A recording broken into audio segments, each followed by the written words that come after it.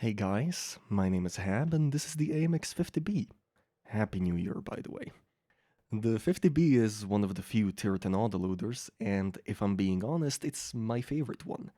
Basically an AMX 5120 with all the issues mostly rectified, this thing is an absolute king both in randoms and in tournaments. With not many autoloaders in tier 10, let alone good autoloaders in tier 10, what is it about this one that makes it stand out? Well, let's find out. First of all, the gun is fantastic. The 5120 had more problems than good points with its gun, and the 50B completely fixes all of those issues. The reload, for example, is way shorter at about 19 seconds. The accuracy on the 5120 was fine, but the 50B improved on that even further, having about 1.5 seconds of aiming time, which actually really helps with making shots consistent. The dispersion is far improved from about 0.34 to 0.3. However, the thing I feel is improved the most are the gun angles. The 5120's depression and elevation are terrible, let's be honest. 6 degrees of depression and 8 of elevation is very poor. This doesn't help a lot with flexibility, as the 120 is an already large tank to begin with. The 50B fixes that huge issue by making it one of the most terrain versatile tier 10 tanks in the game. 10 degrees of gun depression, awesome. The elevation still isn't great at 12 degrees, but I think that's one of the trade-offs you have to make to get that drum rolling. So overall, the gun is great and usually has no problems with armor, so long as you know how enemy armor profiles work well enough. The armor is surprisingly really well improved on the 50B. Usually with a lot of autoloaders you don't have the luxury of being able to tank any damage at all. The 50B already starts with 2400 HP, and as if that wasn't enough, the frontal hull armor is great? It can actually tank damage, but I'll get to why that doesn't really matter soon. The turret is massively improved to the point a lot of mediums can actually just bounce straight off the front. If you want the specific numbers, it's about 200 to 240 millimeters of armor. However, there should also be something you should be aware of, and that's when you lift your turret up. What that does is that it reveals a bit of a turret lip, which has about 80 to 120 millimeters of armor. Before that, like armor normalization and highlighting fixes, that wasn't really a big issue, as most people didn't know that's almost a guaranteed pen, sometimes even with high explosive. But they do now, so be careful when moving your turret around. From the sides to the rear, it's pretty easy to get blasted with high explosive. Speaking of guaranteed pens, the frontal armor has some flaws. Tracks are easy to go through, but there's these two angular armor bits that connect to the side armor. Effective armor is only about 100 millimeters, which is where the second problem of those bits is.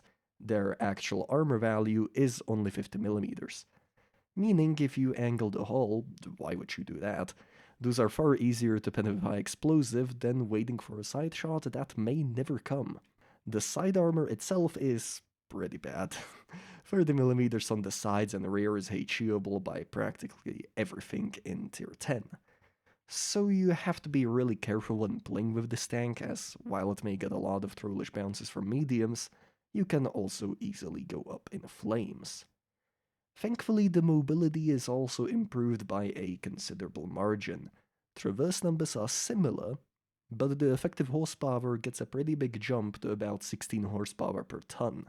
For a 62-ton tank, this is actually pretty good, meaning that while your armor is not reliable, you still have the flexibility needed to work around most maps. Personally, I've had much more success on maps with a lot of hard cover and hills or mounds, and the least success was mostly in city maps. So before we get to the replay, how would I quickly go over the tank? Well, for pros, a great gun, good mobility, and great gun depression. And the cons, unreliable armor and susceptible to high explosive. Would I recommend the 50B? Absolutely, I would. The 50B is one of my favorite tanks in the game, and one of my favorite tier 10 tanks in general. I am not great in it, but I'll easily recommend this as a tank to farm quick damage in. To Calypso you already have around 2500 damage. The second best alternative is the T57 Heavy, which has a faster aim time and better in-the-clip reload in exchange for some mobility. That one is also great. Anyways, time for the replay. Okay, so it's been about time, and we finally have an AMX 50B game to follow up the rest of the content that I have lying on my hard drive for 5 months.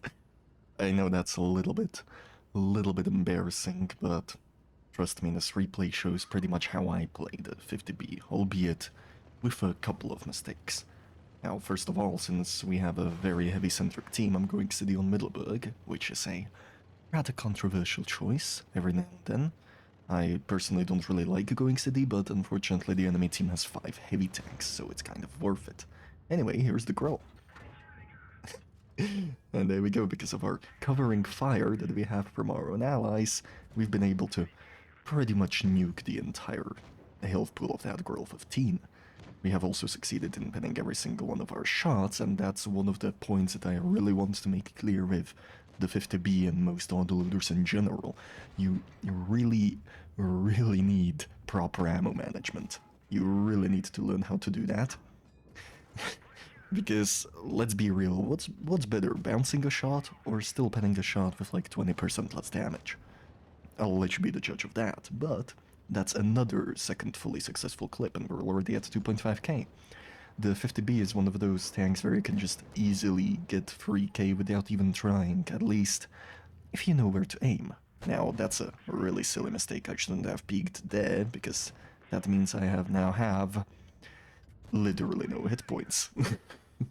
But I am at nearly 3.8k damage. And that's what I kind of want to make clear. You need to be sure what targets you can shoot, and if you can destroy multiple targets within one clip, prioritize that instead of farming damage. The less enemy tanks are on the enemy team, the higher are your chances of winning. Crazy, I know, but I see that happen so many times with most 50B players, where they just rush in, rack up the damage, and then die, while just forcing the rest of their team to die. You really need to be sure what target you can engage. You need to be sure if you can kill them within that time. And here I'm kind of delaying myself a little bit, because I thought the 60 TP was actually going to peak. But that's not exactly what happened, and he fired again, so it's our time to rush in, load the Pramo, to be sure of that pen, and kill him. There you go, 4.2k, 2 kills. And now, one's left, is the O. And here is where I make the worst mistake of this battle. I peek out. I peek out and the E75 is looking at me, so I tried lifting the turret to see if that would trick him, but nah.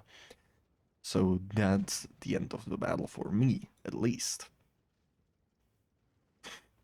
There we go.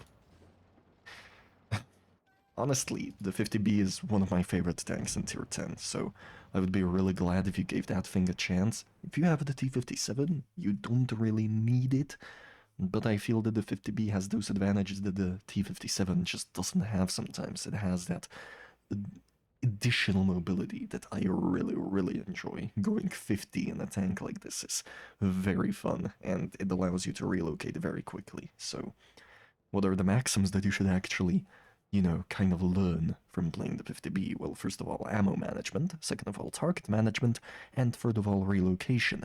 If you're in a spot where you just needlessly lose health, relocate, try to shoot the enemies from a different angle to trick them a little bit, and if that doesn't work either, I don't know what to tell you, you're probably fighting a bunch of unicums.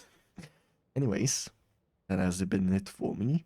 Sorry about the extremely long delay on this video, but I am very preoccupied as of recently. But if you liked the video for some odd reason, feel free to like, comment, subscribe, and I'll catch you guys later. I think the next one is gonna be maybe on the Dracula or maybe on the Tyzskiewicza. That's just gonna depend on me. Anyways, see ya guys.